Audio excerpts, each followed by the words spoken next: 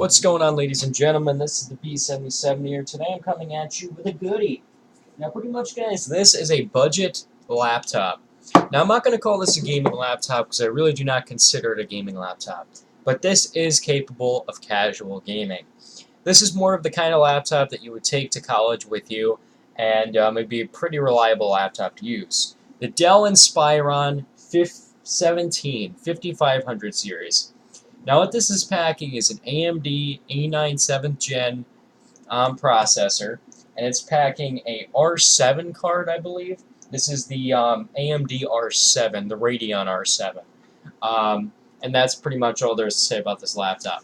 So gaming-wise, this thing is actually it's okay for gaming. It really is. It's passable. You know, Minecraft, I know you really don't consider that a benchmarking program.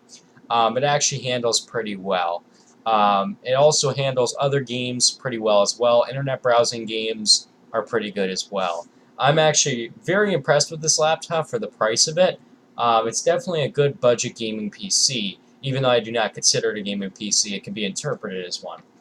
Pretty much what you're getting is a screen that's 1600 by 760 pixels. So for that budget price, you're suffering quite a bit. You're not getting full 1080p. This display is not VSync compatible, so you're not getting any decent display from the screen. Viewing angles on this screen is absolutely awful. Even looking right at it, there actually is some distortion. And considering, you have to actually have the screen bent about this far back to actually see the screen in good light. Otherwise, this screen just has such bad viewing angles. You guys can see how it's lost as I turn it. You guys can see that. It gets so distorted. Battery life on it, this actually has a pretty good, decent battery life. It's at a full charge right now. It gives you about 2 hours and 7 minutes, which is pretty common on laptops, so the battery life on it's pretty good. And let's get to the ports and I/O. Pretty much you have USB port here, SD card slot here, a full-on, I haven't seen one of these in a while. Can I open it? Jeez. Ta-da! I open a CD drive. You actually have a full optical drive. On the other side, you have a combo headphone jack. So it pretty much just works for both microphone and headphones. This here are 2 more USB ports, an HDMI port, and an Ethernet port. No killer Ethernet or anything. And right there is the power jack. Now this power jack, this is supposed to come with a 65 watt charging brick. This one only comes with a 45. This is because they gave me the wrong charger. But anyways, it works. It charges, and it actually is okay. On the back here, you're actually getting a this kind of shiny plastic. It's actually okay. It feels pretty solid, but it is plastic. Quite a bit of flex in the back. Screen flex. Let's go ahead and take a look at that really quick. So you guys can see, holy shiitake. You guys can see the screen flex on it it's actually a pretty sturdy screen, so it's not actually bad. Too bad the display on it isn't really that good. The viewing angles on the screen are bad. You turn the brightness up all the way, even then, the screen's still not the best it can be. Unfortunately, the screen is not as bright as the other laptops. The nit levels are very low on this laptop, unfortunately. What you're also getting with it is an HD webcam, but the camera is not so HD. Now, pretty much this camera looks as if it was put and submerged under the ocean. The camera quality on this is just absolutely horrid.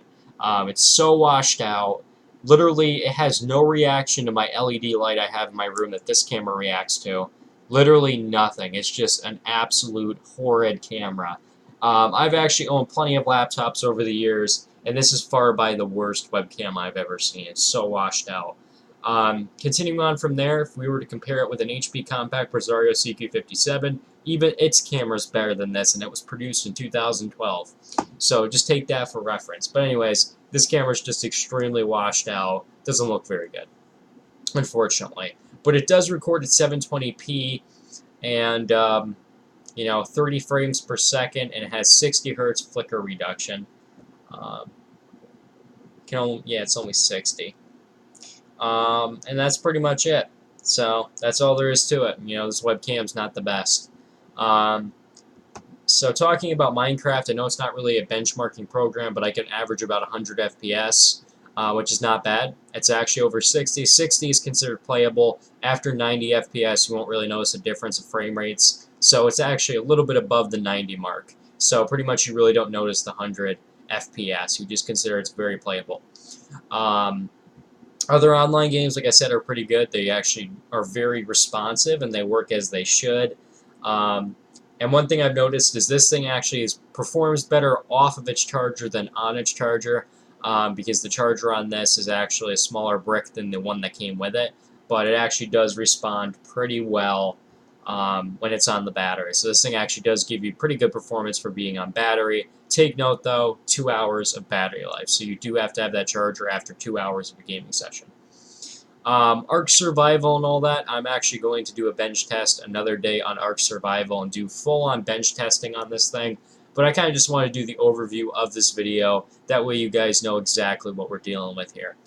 The keyboard is actually decent. It's actually not as tactile as the Alienware, but it's not bad. I won't complain. This actually matches some of the other keyboards I've seen. Power button's got this like weird kind of moon look to it. And the keyboard's not backlit or anything. That's why I don't consider it a gaming laptop, because every gaming laptop at least has a backlit keyboard at this point. And that's pretty much all there is to it. It says this is a 17-inch display. I wonder if we can actually push this up to 1080p. It's recommended to stay at 1680 by 960, I believe it is. So we'll actually go on and change these settings really quick. Advanced display settings, and we'll see what we have here. 1600 by 900, that's what it is. Alright, and that's the max it's going to go. It will not go any higher than 1600 by 900, unfortunately. You can actually colorly calibrate the screen to make it somewhat more enjoyable, but the viewing angles are just really horrid on this unit. But let's get to the bottom line question. Is this Dell worth it? Oh yeah, one more thing I gotta talk about, the weight. This thing actually has quite a bit of weight to it, believe it or not. It's actually extremely thin compared to the Alienware, but this thing has got some decent weight to it. It's actually pretty comfy. You know, this actually weighs more than my Asus did, so this is actually a pretty hefty laptop too. It seems like all Dells are pretty hefty in weight, you know, that's just their thing. But anyways, you know, this is a well-built laptop, just minus the few imperfections in it. Is it worth it to buy this thing? Well, talking about it, well, guys, the answer to that is yes.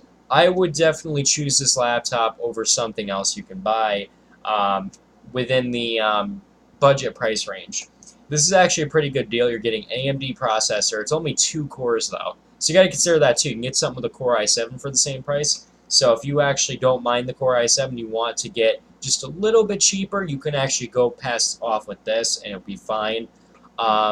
It comes with the R7 Radeon card. I'm not actually very familiar with AMD, but this thing's actually good for casual gaming. It's not good for intense gaming or anything. So you can get casual gaming out of this. It's extremely portable, so you can throw it in your computer bag and take it with you. And that CD drive, you can take it to a hospital and actually watch a movie while somebody's having surgery or whatever. So this is actually a pretty good buy. The optical drive is my selling point, though. I love how it has an optical drive. That way you can watch your movies and your DVDs while you're out and about without having to worry about bringing an external drive with all your movies downloaded to it, or installing the movies right to your PC. You know, CDs are just, you know, kind of where things are, you know. CD, just pop it and it's ready to go, you know. DVDs, you have to spend all that time. I mean, not DVDs, but movies, digital movies, you have to spend all that time downloading on the PC. It's just a pain in my ass, but anyways. So yeah, guys, you know, this is definitely worth it. It's definitely a good buy.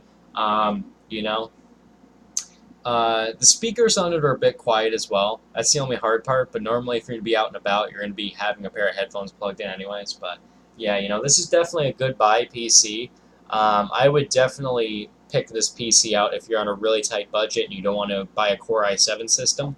Except Core i7 systems are getting so cheap now, it's not, I mean, it's worth the extra couple $100 or whatever for the Core i7s. But, you know, this is definitely not bad. Dell's on the right track with this thing. I'm pretty sure they probably have a modern version of this that actually has a Core i7, so, you know, this is definitely a good laptop. Definitely Dell did it right with this laptop. You know, this is definitely where it's at. You know, I'm an NVIDIA guy, but you know, this AMD card is definitely starting to show its prime. And you know, it kind of feels like I'm playing on an NVIDIA card. Besides the, you know, the stuttering of the screen and everything. But other than that, you know, this is actually a pretty great laptop. Definitely a good buy. It's very tactile and responsive. So, you know, that's pretty much my whole entire answer to buying the Dell Inspiron 17.